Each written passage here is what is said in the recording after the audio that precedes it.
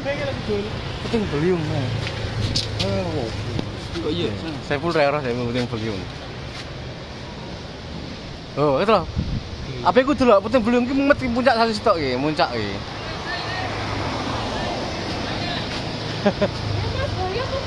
Iya. Ya ya.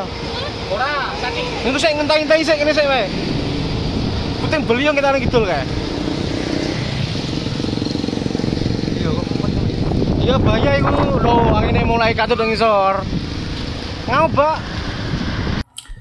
Ya, itu tadi video tentang sebuah fenomena yang kalau di keterangan di video dijelaskan kalau itu di Tuban ya, tapi saya belum konfirmasi lagi apakah itu memang di Tuban atau mungkin hanya keterangan di video saja. Nah, ada pertanyaan juga dari salah satu teman saya bahwa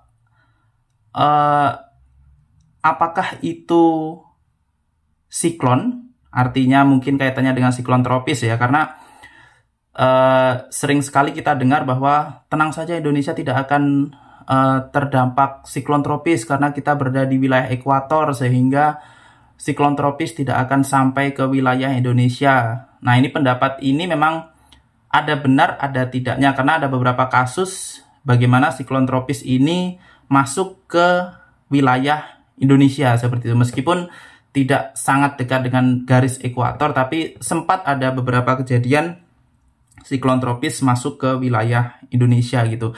Dan yang di video tadi bukan siklon tropis ya, itu awan cumulonimbus biasa, bukan siklon tropis. Kalau siklon tropis dia jauh lebih besar hingga ratusan kilometer diameternya, sedangkan yang tadi mungkin hanya maksimum puluhan kilometer seperti itu. Tapi yang jelas yang ingin saya tekankan di sini adalah bahwa itu benar. Mekanisme awal pembentukan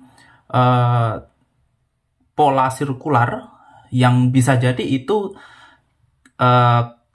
akan menjadi puting beliung, bisa jadi ya. Tapi yang jelas itu proses awal pembentukan pola angin yang memutar gitu, yang mengarah ke atas, dan itu biasa terbentuk di awan-awan yang sudah cukup matang tapi belum mencapai puncaknya sehingga arus udara ke atasnya masih cukup kuat gitu. Itu memang betul. Nah, yang ingin saya sampaikan juga untuk masyarakat, teman-teman yang melihat kondisi seperti itu sebaiknya berlindung ke dalam rumah, ke dalam bangunan permanen gitu.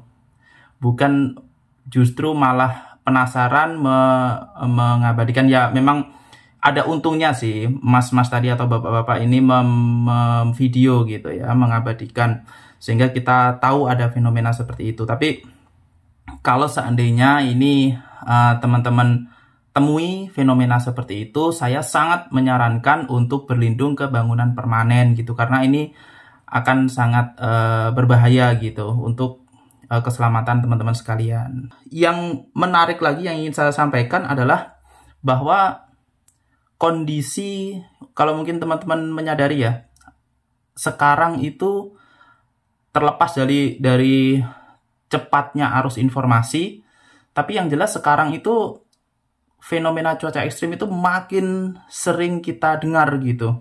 Entah itu hujan intensitasnya sangat tinggi, hujan es, angin puting beliung, angin kencang, petir, dan sebagainya gitu. Nah, yang ingin saya sampaikan di sini adalah tentang ini merupakan dampak tidak langsung dari perubahan iklim gitu. Jadi mungkin ada yang kubu yang pro terhadap perubahan iklim, ada kubu yang kontra dengan perubahan iklim dan menganggap perubahan iklim ini adalah narasi yang dibuat oleh negara-negara maju untuk menekan negara-negara berkembang agar tidak memiliki industri semaju negara-negara maju gitu. Tapi yang jelas dari hasil pengamatan yang bahkan kita lakukan sendiri di Indonesia gitu, dari hasil pengamatan cuaca ini menunjukkan memang suhu kecenderungannya semakin meningkat gitu.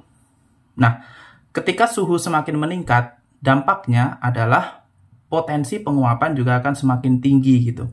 Penguapan ini akan membawa partikel-partikel uap air dari bawah ke atas. Partikel uap air ini di dalamnya ada panas laten dari hasil penguapan itu tadi.